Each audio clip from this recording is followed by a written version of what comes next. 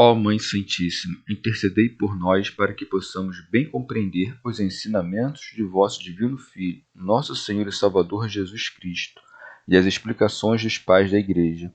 Ó Virgem Imaculada, ofereço-vos este trabalho e peço que abençoais aqueles que o ouvirem, e que seja para a maior honra e glória de Deus. Amém. Senhor onipotente, purificai o meu coração e os meus lábios. Vós, que purificastes os lábios do profeta Isaías com carvão em brasa, e dignai-vos, por tal modo, purificar-me com a vossa misericórdia, para que possa dignamente anunciar o vosso santo Evangelho. Por Jesus Cristo nosso Senhor.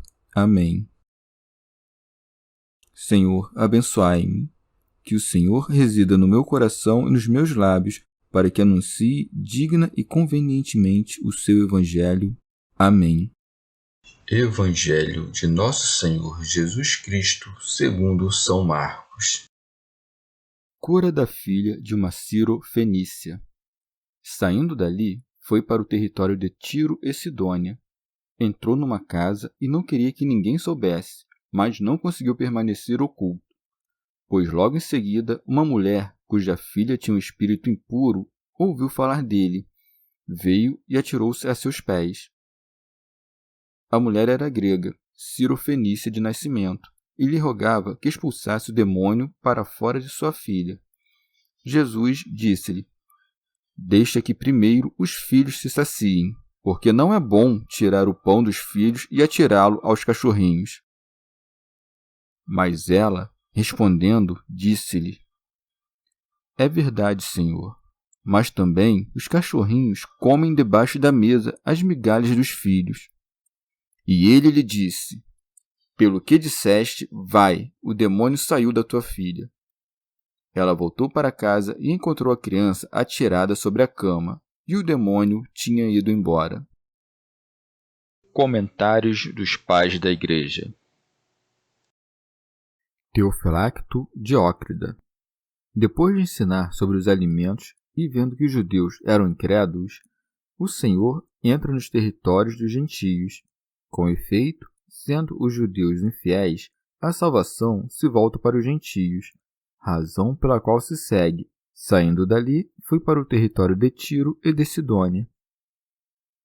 Pseudo Crisóstomo. Tiro e Sidônia eram os territórios dos cananeus. Veio, pois, o Senhor a eles não como aos parentes, mas àqueles que não tinham nada em comum com os ancestrais, aos quais a promessa foi feita. E por isso veio de tal modo que sua chegada a Tiro e Sidônia não fosse visível. Por isso se segue. Entrou numa casa e não queria que ninguém soubesse, pois ainda não chegara o tempo de residir com os gentios e conduzi-los à fé. O tempo devido para isso era depois da cruz e da ressurreição. Teofilacto Diócrida. Ou ali entrou às ocultas para que os judeus não tomassem ocasião de atacá-lo, por ter passado para os povos impuros. Segue-se, mas não conseguiu permanecer oculto.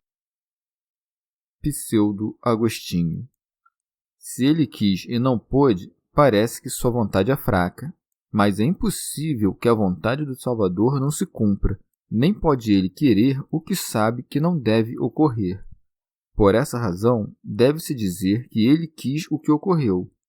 Deve-se advertir, no entanto, que isto ocorreu nos territórios dos gentios, onde ainda não havia chegado o tempo de pregar.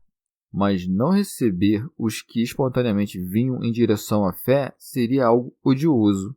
Assim, pois, aconteceu que o Salvador não foi exposto pelos discípulos, mas sim por outros que ouviram entrar numa casa, e soube-se que ele ali estava. Não quis, pois, ser anunciado pelos seus, mas quis ser buscado, e assim aconteceu. São Beda.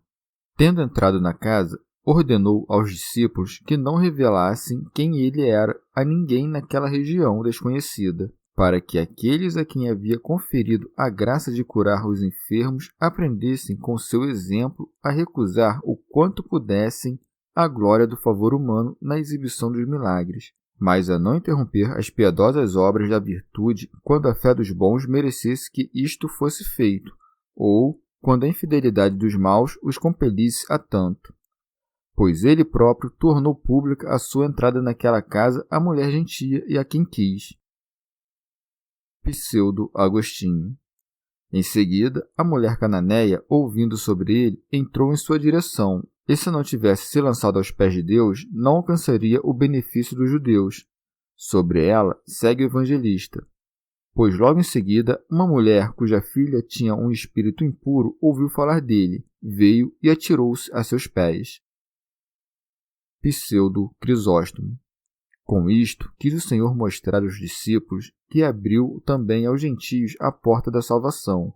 Por isso, o evangelista também diz a nacionalidade da mulher, acrescentando: a mulher era grega, Ciro-fenícia de nascimento, isto é, da Síria e da Fenícia. Segue-se. E lhe rogava que expulsasse o demônio para fora de sua filha. Santo Agostinho.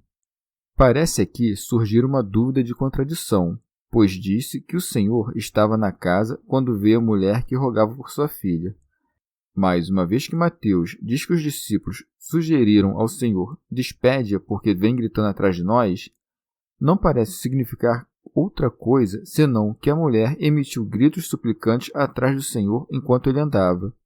De que maneira, pois, pensaremos que isso aconteceu na casa, a não ser que se deva compreender que Marcos disse que ela entrou onde Jesus estava, tendo antes dito que ele estava numa casa? Mas, uma vez que Mateus disse: ele, porém, não lhe respondeu palavra, deu a entender que Jesus saiu daquela casa em silêncio.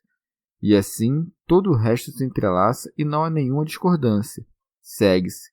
Jesus disse-lhe: deixa que primeiro os filhos se saciem. São Beda.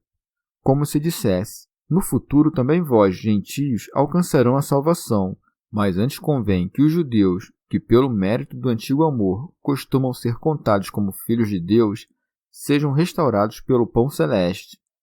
E assim, finalmente convirá ministrar aos gentios o alimento da vida. Segue-se. Porque não é bom tirar o pão dos filhos e atirá-lo aos cachorrinhos. Pseudo-Crisóstomo.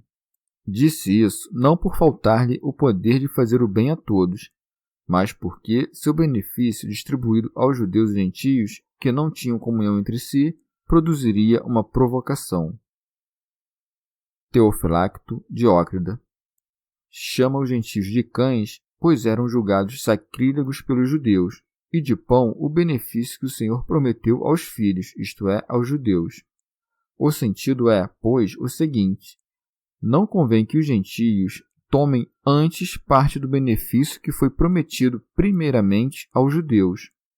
Por isso, contudo, o Senhor não lhe deu ouvidos imediatamente, mas guardou a graça para mais tarde, para também mostrar a fé perseverante da mulher e para que aprendamos a não desistirmos imediatamente quando oramos, mas a insistirmos até que recebamos a graça. Pseudo-Crisóstomo. Semelhantemente, fê-lo também para mostrar aos judeus que não concedia a saúde de modo igual a eles e aos estrangeiros, e para que, uma vez publicada a fé da mulher, se tornasse mais patente a infidelidade dos judeus. A mulher, com efeito, não se indignou, mas com grande reverência confirmou as palavras do Senhor. Por isso se segue. Mas ela, respondendo, disse-lhe: é verdade, Senhor.